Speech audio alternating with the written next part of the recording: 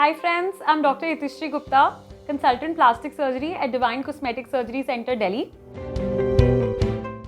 Today I will be discussing vaginal tightening surgical options with you. Firstly, what are the indications of vaginal tightening? किसको इस procedure की ज़रूरत होती है? या तो सेक्सुअल इंटरकोर्स के बाद या फिर वेजाइनल डिलीवरी के बाद जब वेजाइनल कैनाल लूज हो जाती है बर्थिंग प्रोसेस में, तो ये प्रोसीजर की कुछ महिलाओं को ज़रूरत होती है।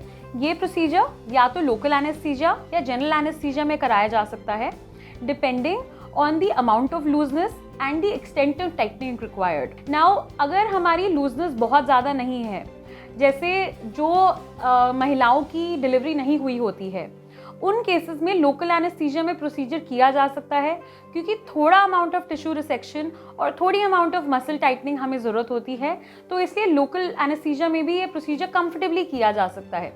लेकिन जिन महिलाओं का वेजाइनल डिलीवरी हो चुका है, उनकी वेजाइनल लैक्सिटी मतलब जो वेजाइनल वॉल्स हैं काफ़ी लूज हो जाती हैं। इस केस में जनरल एनेस्थीसिया हम प्रेफर करते हैं, क्योंकि प्रॉपर मसल टाइटनिंग चाहिए पूरी एक्सटेंट में, जिसको लोकल एनेस्थीसिया में करने में थोड़ा डिफिकल्ट हो सकता है। अब इस प्रोसीजर के बाद आपको किन चीज़ों का ध्यान रखना होता है?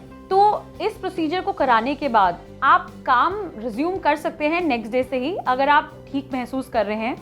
प्रोसीजर डे केयर है, आपको रहने की हॉस्पिटल में कोई ज़रूरत नहीं है। बट आपको कुछ चीज़ों का जो ध्यान रखना है वो ये है कि 3 महीने तक सेक्सुअल इंटरकोर्स अवॉइड करना है। कोई भी स्ट्रेनुअस एक्टिविटी या फिर एक्सर्शन या स्क्वाटिंग नहीं करना है थोड़े महीनों तक। सो ये कुछ चीज़ें हैं जिनका आप ध्यान रखें। बाकी प्रोसीजर बहुत ज़्यादा कॉम्प्लिकेटेड नहीं है और आपको कुछ एक्सेसिवली प्रिकॉशंस लेने की ज़रूरत नहीं पड़ेगी। अगर आपको कुछ भी क्वेश्चंस हैं इस प्रोसीजर के बारे में या कुछ डाउट्स हैं, या तो आप कमेंट सेक्शन में इनके बारे में पोस्ट कर सकते हैं या हमें कॉन्टैक्ट कर सकते हैं व्हाट्सएप पे या सोशल मीडिया पे। हमारा चैनल ज़रूर सब्सक्राइब कीजिए ताकि आप और ऐसी वीडियोस देख पाएँ। देखने के लिए धन्यवाद।